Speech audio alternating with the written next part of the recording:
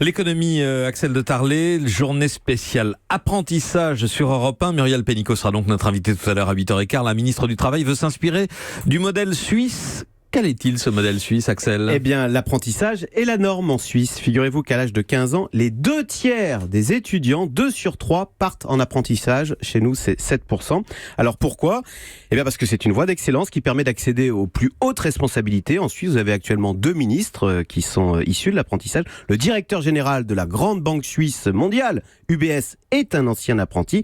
Tout le contraire de chez nous, où l'apprentissage est vu comme une voie de garage. Je ne sais pas si vous vous souvenez de cet épisode très révélateur du patron de Veolia, qui sur une émission de radio était venu justement vanter les mérites de l'apprentissage. Il expliquait que c'était une voie d'excellence, etc., etc. Sauf qu'à un moment, on lui demande si ses enfants sont apprentis.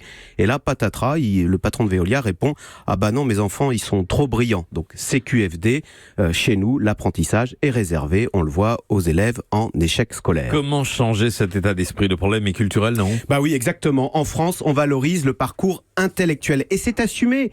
On estime que l'école, en France, doit former des citoyens éclairés et non pas des travailleurs. Et ça influe d'ailleurs directement l'organisation de l'apprentissage. En France, c'est l'éducation nationale qui est aux commandes de l'apprentissage, avec les politiques, les régions. Alors qu'en Suisse, on assume de vouloir former des ouvriers, des travailleurs, et donc ce sont les entreprises, le patronat, qui est aux commandes de l'apprentissage et qui oriente les jeunes vers les métiers en tension et qui leur enseigne les meilleures pratiques professionnelles. Résultat, en tous les cas, taux de chômage des jeunes en Suisse, 7%. Contre 23% chez nous. Ce succès de l'apprentissage se combine avec la formation professionnelle. Eh bien oui, en Suisse, du coup, il y a cette idée qu'on doit apprendre toute sa vie. Donc quand on est jeune, on est apprenti, et ensuite, c'est la formation permanente professionnelle. Alors qu'en France, on fait des études, puis vers 20 ans, on décroche un diplôme, alors prestigieux ou pas. En tous les cas, ce diplôme vous suivra pendant toute votre carrière professionnelle. C'est très figé, on ne retourne pas à l'école quand on a fait l'ENA.